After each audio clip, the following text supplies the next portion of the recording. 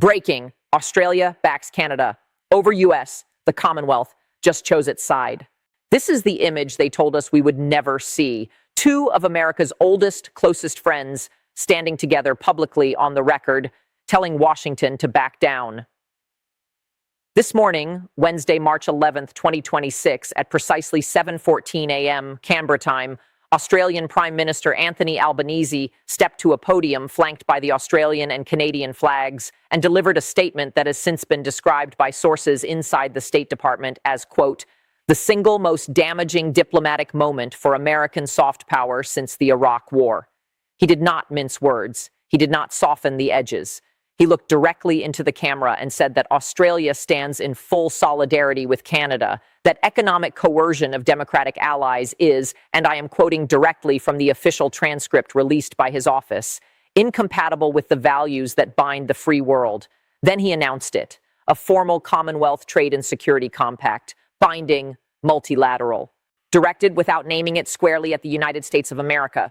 The room went silent. The journalists didn't even ask follow-up questions for 30 seconds because everyone in that room understood what had just happened.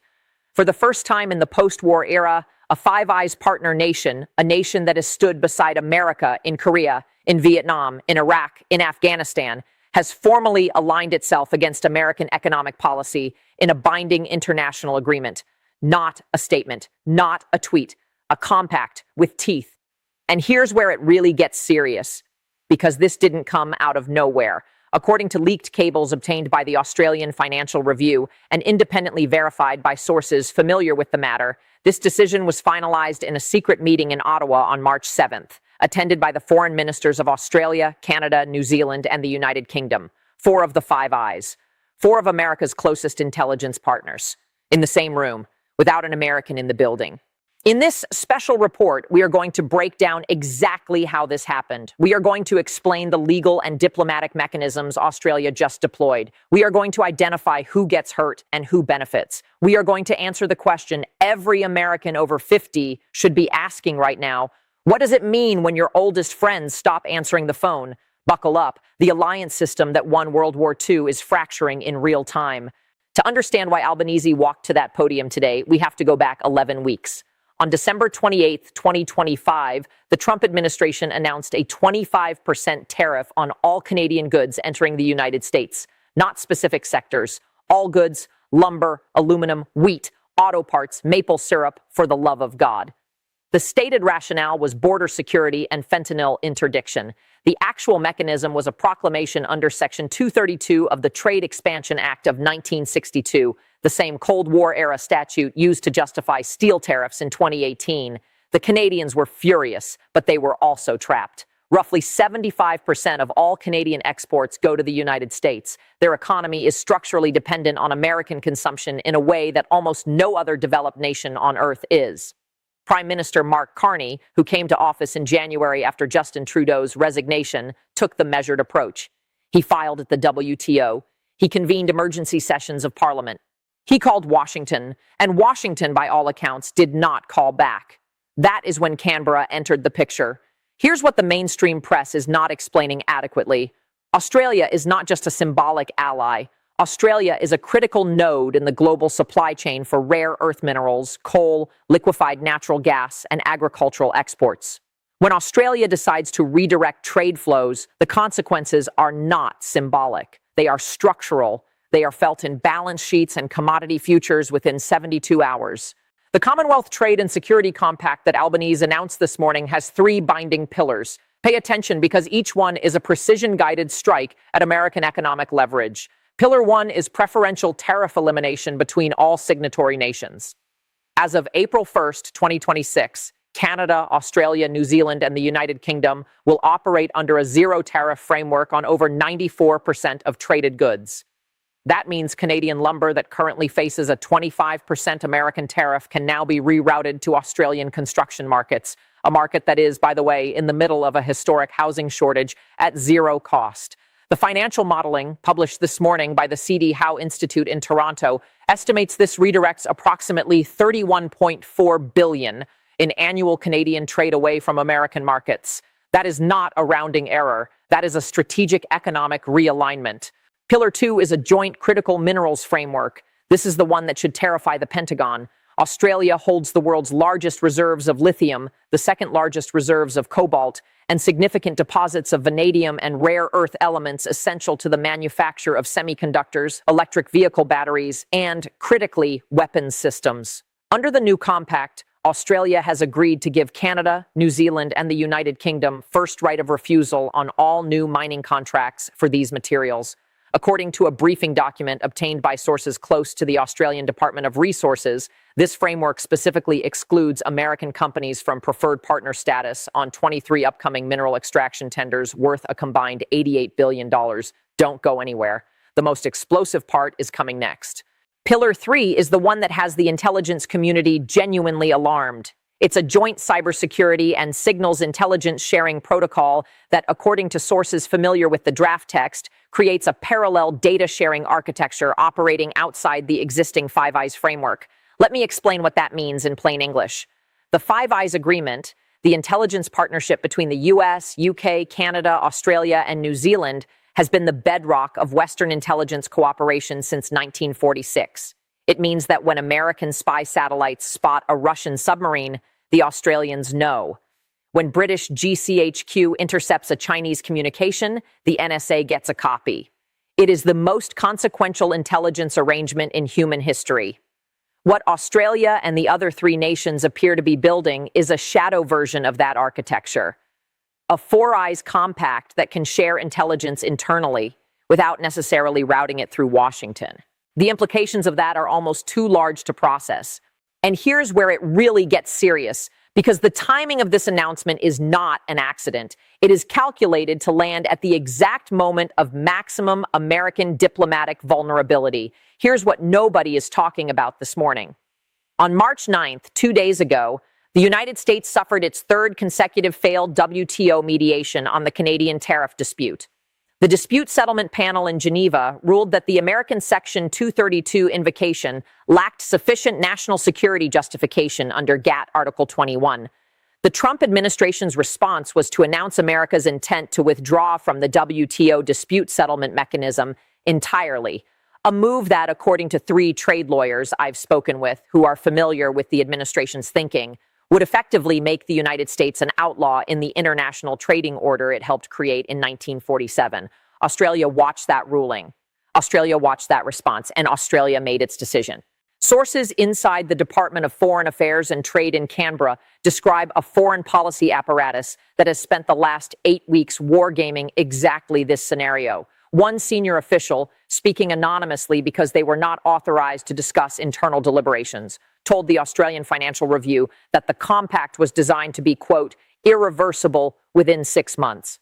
What that means is that by the time the midterms arrive in November 2026, the trade redirections, the mineral contracts, and the intelligence architecture will be so deeply embedded in the economic systems of 4 nations that no future American administration, including a hypothetical second-term reversal, could easily undo them. This is not a protest. This is a permanent restructuring of the Western economic order.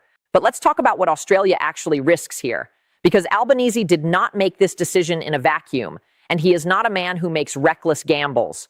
Australia's own security situation is acute. China's military expansion in the Pacific has accelerated. The People's Liberation Army Navy now operates regular patrols within what Australia considers its strategic exclusion zone in the Coral Sea. Australia depends on American security guarantees, ANZUS, the alliance signed in 1951, for its ultimate strategic insurance. Walking away from Washington economically while remaining dependent on Washington militarily is a contradiction that cannot hold indefinitely. Albanese knows this. His foreign minister, Penny Wong, knows this, and yet they walk to that podium anyway.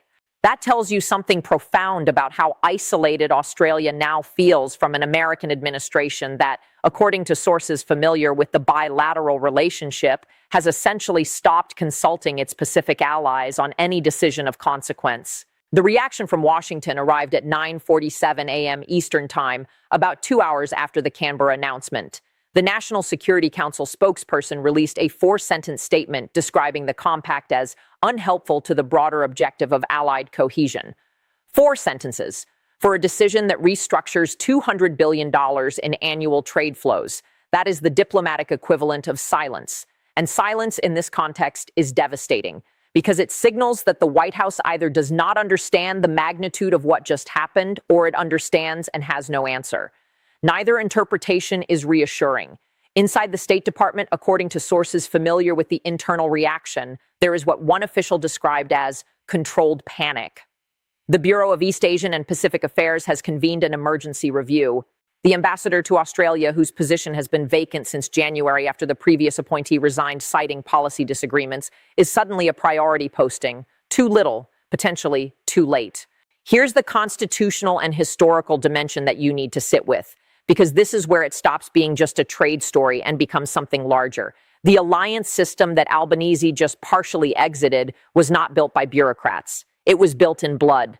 Australians fought alongside Americans at the Coral Sea in 1942, when the Japanese fleet was 60 miles from Australian waters, and the American Navy was the only thing that stood between Australia and occupation. Canadians died on the beaches of Normandy carrying American-supplied equipment. New Zealanders flew in the Battle of Britain. These alliances were not treaties of convenience. They were forged in the worst crisis Western civilization ever faced. The founders of the post-war order, and I mean the actual founders, Truman, Marshall, Acheson, understood that the alliances were not just military instruments. They were the architecture of a civilizational project. The idea that free nations with shared values and shared sacrifice would build a world order together. What we are watching today is not a trade dispute. It is the first structural crack in that civilizational project. This is exactly what strategic competitors have spent 80 years hoping to see. Don't go anywhere. The most explosive part is coming next. Let's get technical about what the Commonwealth Compact's mineral exclusion actually means for American defense procurement, because this is the section that the Pentagon briefers will be presenting to the Joint Chiefs by Friday morning. The United States Department of Defense published a critical minerals strategy in 2023 that identified 23 materials as essential to next-generation weapons systems. 17 of those 23 minerals have significant deposits in Australia. Under current supply agreements that predate today's announcement, American defense contractors, including Lockheed Martin, Raytheon, and Northrop Grumman, source approximately 34% of their specialty mineral inputs from Australian-operated mines. Those agreements run on 5-year cycles. The current cycle expires on September 30th, 2026. Renewal negotiations were scheduled to begin in May. What Australia has now done, through the Compact's first right of refusal mechanism, is ensure that when those negotiations begin, American defense contractors will be sitting at the table as secondary priority customers. The preferred customers will be British aerospace firms, Canadian mining conglomerates, and New Zealand tech manufacturers. The financial impact of reduced access or increased pricing on American defense procurement costs is estimated by analysts at the Center for Strategic and International Studies at between $4.2 and $7.8 billion over the next procurement cycle. That money comes out of weapons systems. That affects readiness. This is not a hypothetical. This is a scheduled procurement crisis that is now 6 months away. Let's push the scenario to the extreme. It is September 2026. The midterms are 6 weeks away. The Australian-Canadian Compact has been operating for 5 months. The mineral contracts have been signed. The trade redirections are flowing. Canadian lumber is building houses in Melbourne. Australian lithium is powering electric vehicles in Manchester. American defense contractors are being told that the rare earth elements they need for the next generation F-35 upgrade package will cost 40% more because preferred customer access has been allocated to British partners. The White House, facing this scenario, has 2 options. Option 1 is a negotiated re-entry, sitting down with Canberra, Ottawa, London, and Wellington, offering meaningful concessions on the Canadian tariffs, and essentially asking to be readmitted to an alliance structure that America itself designed. The political optics of that, for an administration whose brand is dominance and leverage, are catastrophic. The base reads it as surrender. Option 2 is escalation, threatening to withdraw from ANZUS, reducing intelligence sharing, pulling naval assets from Pacific joint exercises. That option signals to Beijing in unmistakable terms that the Western Pacific is now contested ground. Chinese strategic planners have been waiting for exactly this opening for 40 years. Both options are bad. There is no third option. This is a trap that was set in December and it just closed. How does this play with the American public? And specifically with the viewers in their 50s and 60s who built their understanding of alliances through the Cold War? For that demographic, Australia is not an abstraction. It's the country that stood beside us in Vietnam when almost everyone else walked away. It's the diggers at Long Tan. It's Pine Gap. It's the joint facility in the Northern Territory that processes American satellite intelligence for the entire Indo-Pacific. The idea that Australia is now building parallel intelligence architecture that doesn't route through Washington, that hits differently than a European trade dispute. That is family. And when family walks out, the question isn't just strategic, it's existential. What have we become that our oldest friends feel safer without us? The international perception dimension compounds the damage in ways that are difficult to overstate. Beijing is watching this with unconcealed satisfaction. The Global Times, which functions as an unofficial mouthpiece for Communist Party foreign policy thinking, published an editorial within 3 hours of the Canberra announcement under the headline, "The Empire's Friends Choose Freedom." That's propaganda, but it's effective propaganda because it contains a structural truth that no American spokesperson can easily rebut. Xi Jinping has spent 15 years arguing that American alliances are coercive, not cooperative, that Washington treats its partners as subordinates, not equals. Today, 4 of America's 5 closest intelligence partners gave that argument a veneer of empirical support. Moscow is drawing similar conclusions. Vladimir Putin, according to sourced reporting from the Financial Times, convened an emergency session of his National Security Council within hours of the Canberra announcement, specifically to assess whether the compact creates new opportunities for Russian energy exports to fill gaps left by the Commonwealth reorientation. Adversaries are already wargaming the exploitation of this fracture.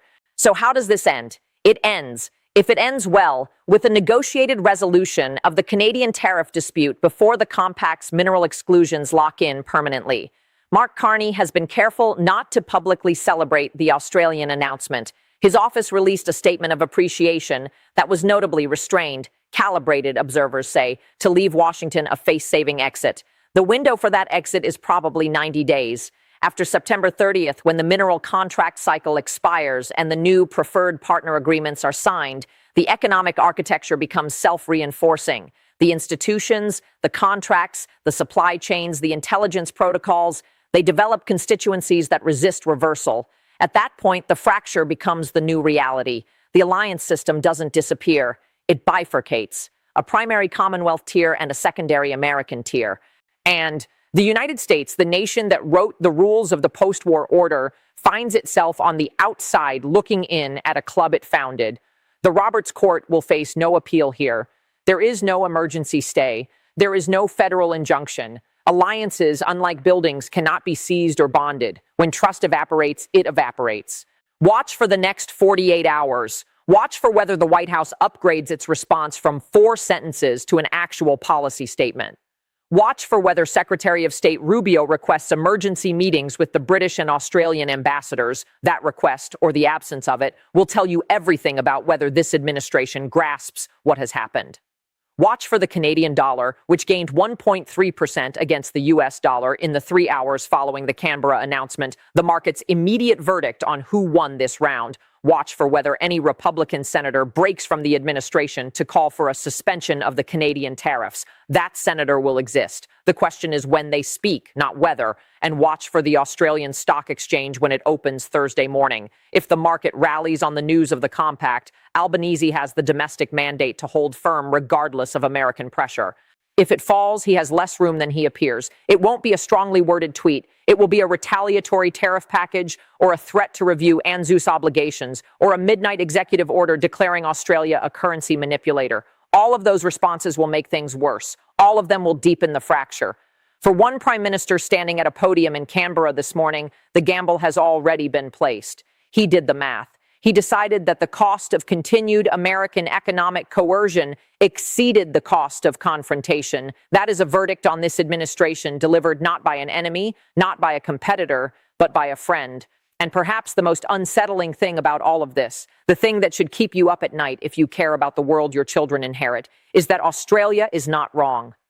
The Commonwealth Compact is real. The fracture is structural. The maps that guided Western alliance management for 80 years are out of date. We are in territory that has no precedent in the post-war era. And somewhere in Canberra, in Ottawa, in London, and in Wellington, foreign ministries are updating their files. The American chapter of their alliance histories is being quietly, carefully, permanently revised. Subscribe, stay tuned. The history books are not being written this weekend. They are being rewritten. And the chapter on American leadership in the 21st century is shorter than anyone expected. Let's get technical about what the ANZUS Treaty actually says, because the administration's lawyers are about to make arguments about it that require a clear-eyed understanding of the text. ANZUS, the Australia-New Zealand-United States Security Treaty, was signed in San Francisco on September the 1st, 1951. Article 4 is the key provision. It obligates each party to, quote, act to meet the common danger in accordance with its constitutional processes. This is not NATO's Article 5. NATO Article 5 is a commitment to treat an attack on one member as an attack on all. ANZUS is softer. It says each party will act. It does not specify how. That ambiguity has always been a feature, not a bug. It gives Washington and Canberra flexibility.